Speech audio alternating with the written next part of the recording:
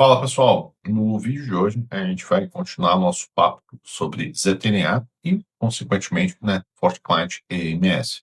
Então hoje a gente vai fazer uma configuração inicial aqui no EMS e a gente vai poder ver como é que é a cara desse produto também. Então se você já conhece o canal, já deixa aquele like para fortalecer, mas se você não conhece ainda, prazer, meu nome é Matheus e esse é o canal Sec Infra. Vamos lá.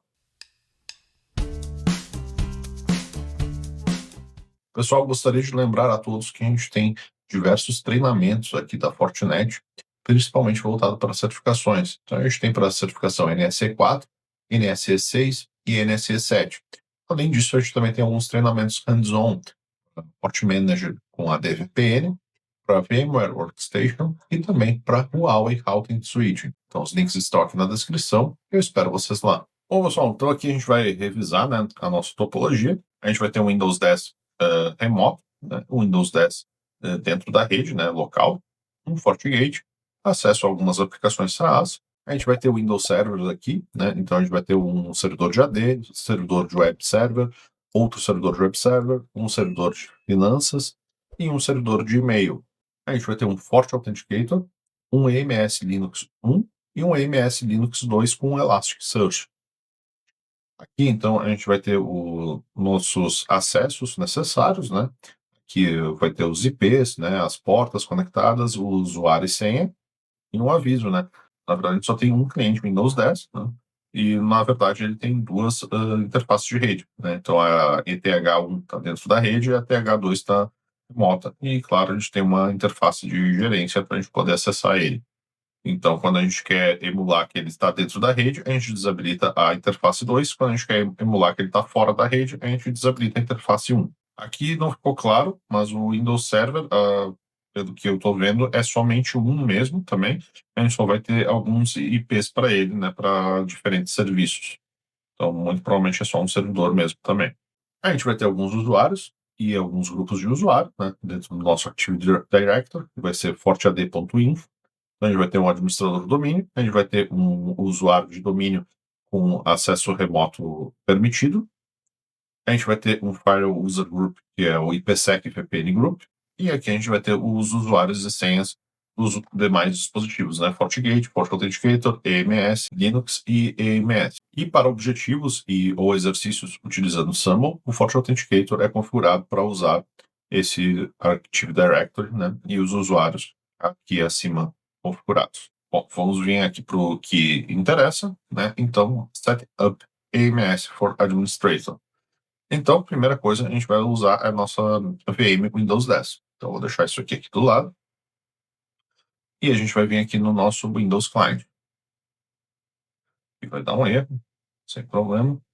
Aqui, a gente vai mandar um Ctrl Alt Del.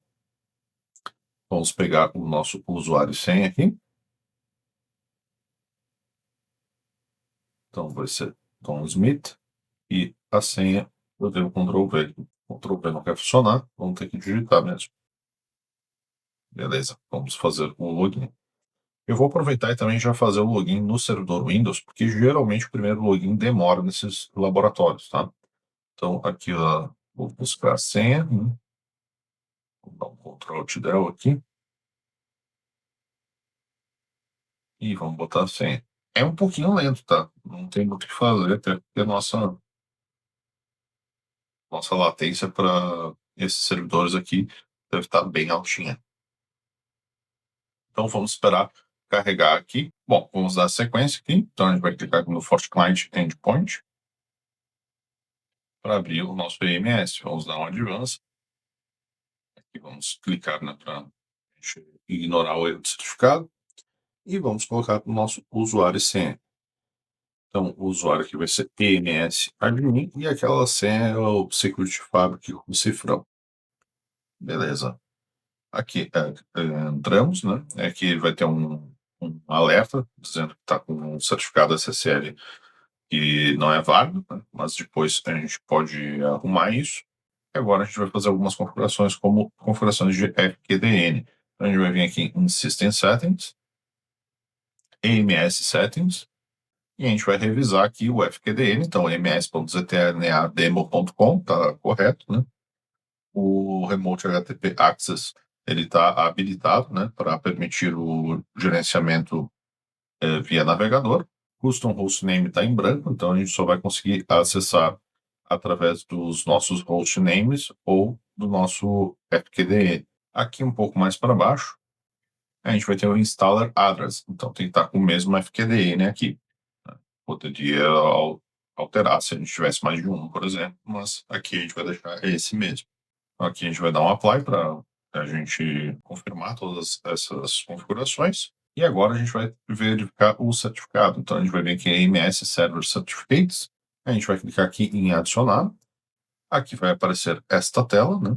A gente não vai utilizar o Acme, porque nesse laboratório não tem como, né? A gente precisaria ter um DNS público mapeado, né?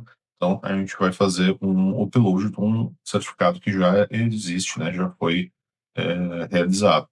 Então a gente vai usar aqui o upload PKSCS12.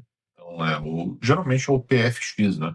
Então a gente exporta um certificado, por exemplo, do Windows Server e a gente marca para ter a chave privada junto. Geralmente ele vai criar um PFX que a gente vai clicar em Browse. Aqui dentro dessa pastinha Software, a gente vai ter pastinha Certificates e a gente vai ter nosso certificado ZTNA Wildcard. Então vamos usar ele. A senha vai ser só Fortinet. Beleza, a gente vai dar um upload aqui. Aqui a gente só vai dar um close. Beleza. E agora a gente vai vir aqui no AMS Settings para a gente colocar para uso esse nosso certificado, né? Aqui o Web Server Certificate, ele já vai estar com o padrão, né? Então a gente vai selecionar o nosso ZTNA Wildcard. E a gente vai marcar essa opção aqui, né? Use Web Server Certificate for Endpoint Control. Então, na conexão, né, entre os nossos endpoints e o AMS, ele vai utilizar o mesmo certificado. Você pode ter dois certificados diferentes, né? Mas geralmente não é necessário. Aqui, então, vamos clicar em Apply para salvar. Vai dar uma mensagem aqui, né, dizendo que o servidor, né, web, vai ser necessário reiniciar por causa das alterações do certificado. Então, a gente vai dar um OK, né? Agora vamos aguardar um pouquinho também. Beleza. Agora a gente vai fazer algumas configurações em alguns perfis de endpoint aqui no nosso AMS. Então, a gente vai vir aqui em Endpoint Profiles, a gente vai vir aqui em System Settings.